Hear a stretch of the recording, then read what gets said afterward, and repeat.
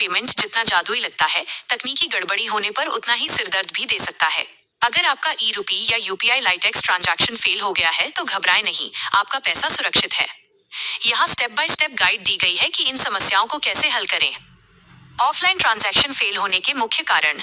समाधान से पहले ये समझना जरूरी है कि गड़बड़ कहाँ हो सकती है।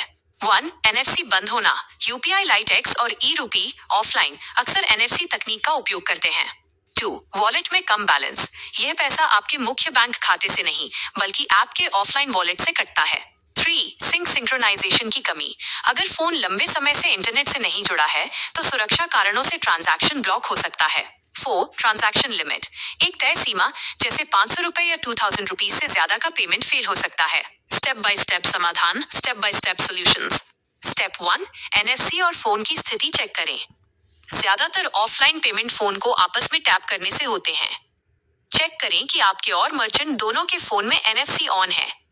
अगर फोन पर मोटा कवर है तो उसे हटा दें, ये सिग्नल को रोक सकता है। स्टेप 2. ऑफलाइन बैलेंस लोड करें। ऑफलाइन पेमेंट के लिए बैंक अकाउंट में पैसा होना काफी नहीं है। अपने ई-रुपी या यूपीआई लाइट ऐप में जाकर चेक करें कि वॉलेट बैलेंस कितना है। अगर बैलेंस कम है तो इंटरनेट मिलते ही उसे टॉप अप करें। स्टेप 3. ऐप को ऑनलाइन सिंक करें। आरबीआई के नियमों के अनुसार सुरक्षा के लिए वॉलेट को समय समय पर इंटरनेट से कनेक्ट होना पड़ता है। अगर आप कई दिनों से ऑफलाइन पेमेंट कर रहे हैं तो एक बार इंटरनेट ऑन करके ऐप खोलें। इससे आपके पुराने ट्रांजैक्शन अपडेट हो जाएंगे और नया पेमेंट फेल नहीं होगा। स्टेप 4. पेंडिंग ट्रांजैक्शन चेक करें। अगर पैसा कट गया है पर मर्चेंट को नहीं मिला, ऐप की ट्रांजैक्शन हिस्ट्री में जाएं। अगर स्टेटस पेंडिंग है तो इंटरनेट आने पर यह अपने आप सफल, सक्सेस या रिफंड हो जाएगा। ई-रुपी की खास समस्या, token issue. E-RUPI digital token के रूप में काम करता है। कभी कभी आपके पास 100 रुपए का टोकन होता है लेकिन आपको 75 रुपए देने होते हैं। अगर ऐप के पास चेंज, छोटे टोकन जनरेट करने की क्षमता उस वक्त नहीं है तो पेमेंट रुक सकता है। समाधान, हमेशा अपने डिजिटल वॉलेट में अलग अलग मूल्य 10 रुपीज, 20 रुपीज, 50 रुपीज के टोकन लोड करके रखें।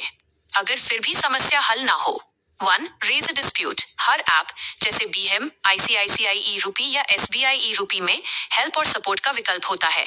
2. RBI ombudsman. अगर बैंक 30 दिनों के भीतर समाधान नहीं करता तो आप आरबीआई सीएमएस पोर्टल पर शिकायत कर सकते हैं। याद रखें, ऑफलाइन ट्रांजैक्शन में सुरक्षा की परतें बहुत मजबूत होती हैं, इसलिए फेल होने पर पैसा कहीं खोता नहीं है, वो बस बैंक की प्रोसेसिंग में अटक जाता है। क्या आपका